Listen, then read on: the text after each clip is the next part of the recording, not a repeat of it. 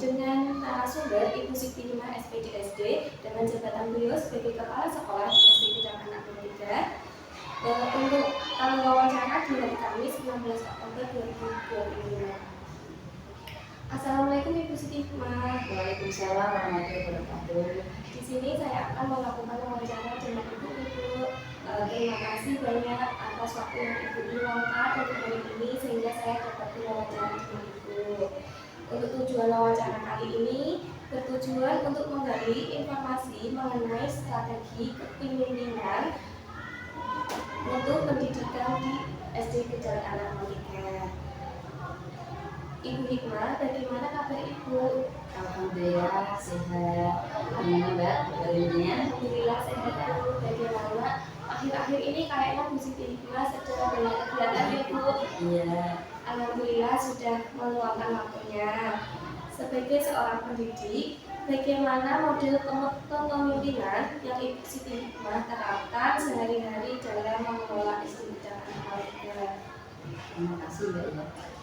Untuk strategi dalam kepemimpinan saya memimpin teman-teman di SD Negeri Gedang Anak 3 ini yang saya terapkan itu yang pertama strategi pemimpin demokratis.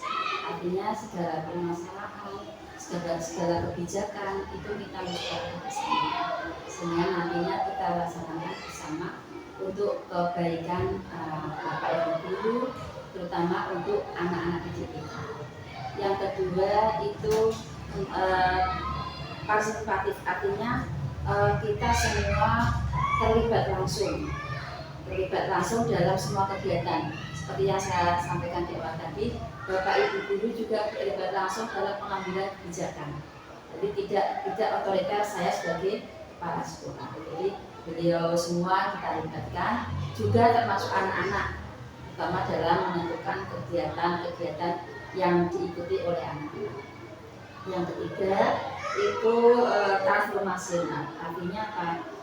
Kita menerapkan nilai-nilai luhur yang ada sehingga itu tidak terlepas dari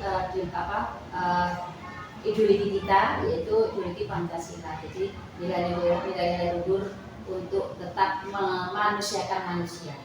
Itu saya sebagai kepala sekolah saya terapkan 3 prinsip.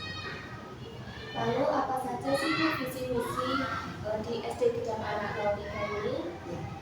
Untuk visi misi itu sekarang kaitannya dengan pembelajaran mendalam, meskipun kurikulumnya itu masih sama, kurikulum 13, hanya saja pendekatannya itu yang berbeda, yaitu visinya itu terwujudnya generasi muda sebagai pembelajar sepanjang hayat yang berkarakter, inovatif, berprestasi, dan berwawasan lingkungan dengan berlandaskan impact dan impact.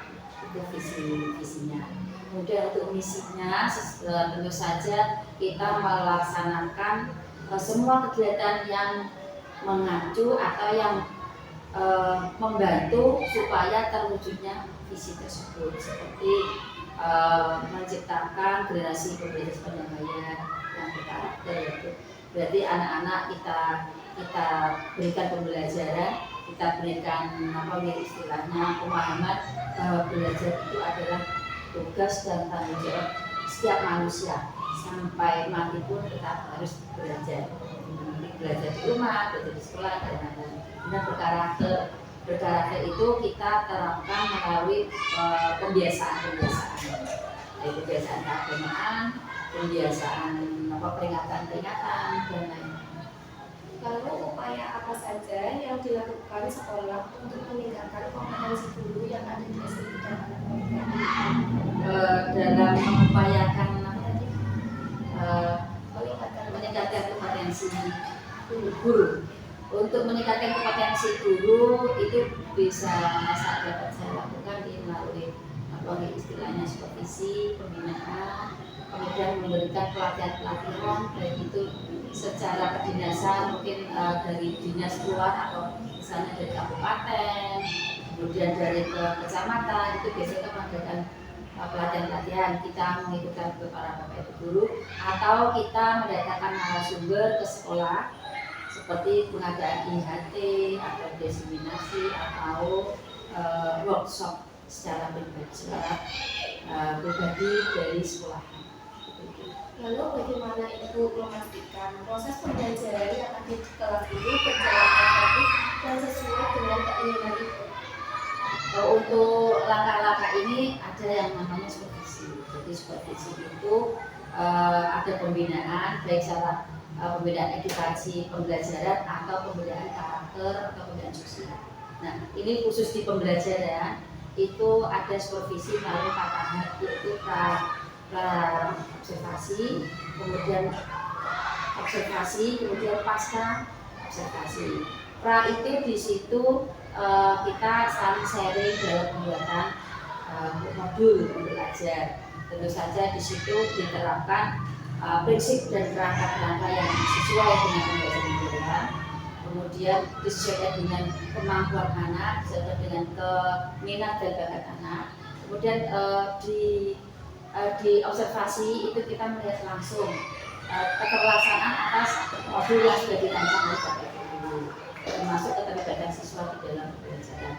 Kemudian setelah observasi kita ada pasca observasi. Nah, di situ kita berikan tindak lanjut, umpan balik guru dalam memberikan pengajaran itu bila mana ada yang kurang tepat, nanti kita berikan solusi yang terbaik agar tujuan dalam pembelajaran, khususnya dalam pembelajaran itu nanti menghasilkan kualitas yang bagus untuk anak. Seperti itu.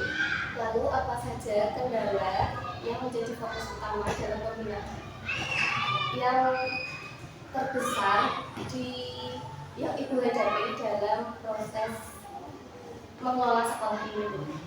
Kalau di mana-mana pasti ada peluang dan kendala. Kalau peluangnya kita bahas, kalau kendala itu memang awal-awal di sini itu ada sinergi antara dengan murid-murid itu memang kurang, tapi kendala itu dapat kita atasi sekarang dengan melibatkan semua kegiatan dengan melibatkan orang tua dalam arti kita sosialisasikan, kemudian mereka sendiri menyadari bahwa memang harus ada sinergi, harus ada koordinasi dengan pihak sekolah, baik guru, siswa maupun orang tua, sehingga seiring berjalannya waktu kendala itu bisa kita atasi. Dan alhamdulillah dengan adanya sinergi kerjasama antara orang tua sekolah kita ini, alhamdulillah banyak sekali prestasi yang dicapai. Kemudian anak-anak juga sekarang semakin ada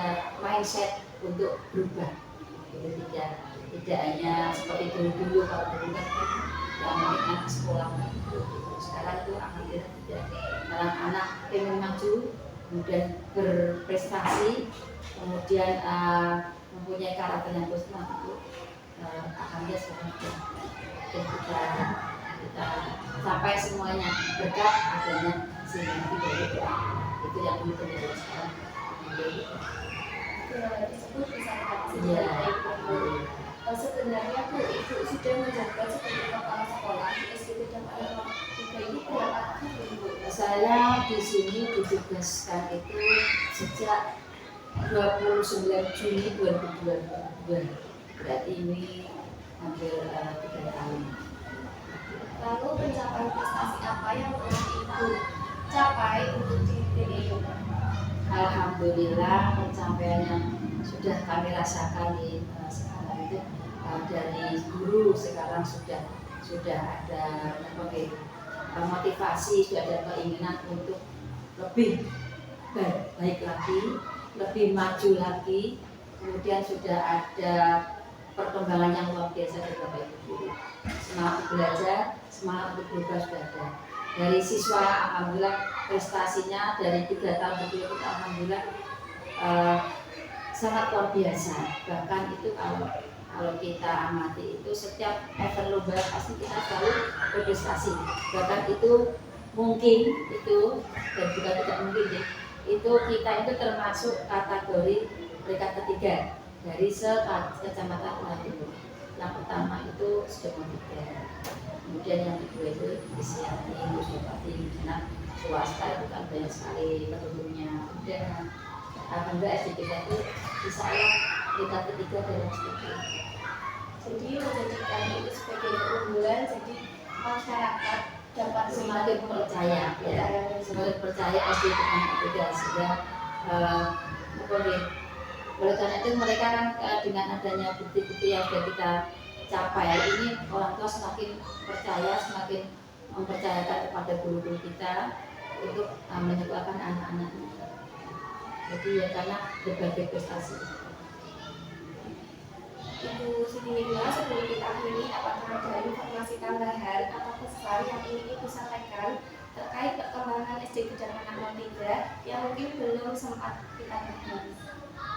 Untuk insya Allah SD Gedang Anak 03 mudah-mudahan minimal bisa mempertahankan, kemudian untuk etos kerja Bapak Ibu guru juga semakin tambah, dan untuk prestasi minimal tadi dikatakan syukur-syukur nanti tahun depan menjadi semakin lebih bagus.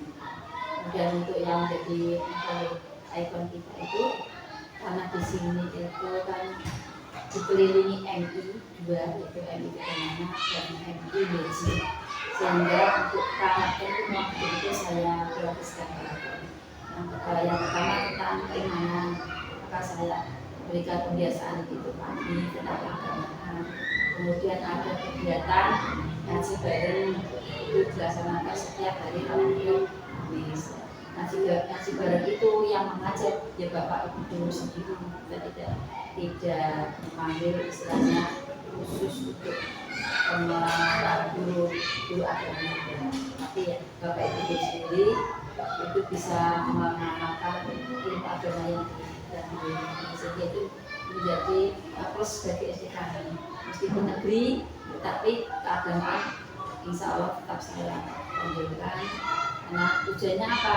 Bisa mendidik siswa sendiri supaya memiliki keimanan yang tangguh, berkarakter, juga tadi kepercayaan masyarakat itu. Dan itu salah satunya dengan kegiatan pembiasaan dan juga kegiatan ekstrakurikuler. Karena kegiatan ekstrakurikuler itu kan menciptakan atau mengembangkan bakat minat siswa yang di rumah mungkin orang tua tidak ngeh dengan kemampuan anak, dan di sekolah ini tempat untuk mengasah, sehingga dengan ekstrakurikuler yang banyak itu orang tua semakin senang karena anak-anak itu sibuk dengan kegiatan yang positif. Itu Ibu mengatakan seorang yang profesional dalam bidangnya. Ya tentu, karena tidak semua guru memiliki keahlian lain selain mengajar. Kalau seorang guru itu kan tupoksinya mengajar, mendidik, itu pembelajaran atau proses belajar mengajar. Adapun beberapa guru yang memiliki keahlian lain itu seperti punya keahlian voli, itu mereka bisa memberikan pembelajaran ekstrakurikuler. Kemudian ada bulu tangkis juga ada, Pak Supanto sudah memiliki keterampilan bulu tangkis, sudah ada kegiatan bulu tangkis. Tetapi untuk kegiatan yang Bapak Ibu guru kita itu tidak memiliki keahlian, maka kita memanggil tenaga yang profesional. Jadi untuk meningkatkan karakter anak itu dari masyarakat. Betul. Terima kasih Bu. Terima kasih Bu Siti Mirna atas waktu, kesediaan, dan semua informasi yang sangat berharga yang telah Ibu berikan untuk hari ini. Semoga SD Gedang Anak 03 semakin maju terus Ibu atas pimpinan Ibu, dan semoga lancar terus, sukses selalu. Terima kasih Bu. Terima kasih kembali Mbak Sinta ini. Tetap semangat, jangan luntur dengan kendala-kendala yang ada. Semangat, sukses untuk mencapai tujuan dengan kuliah ini, dan nantinya bisa terjun sebagai guru yang bisa memberikan tauladan, bisa memberikan inspirasi untuk anak didik nanti. Terima kasih Bu.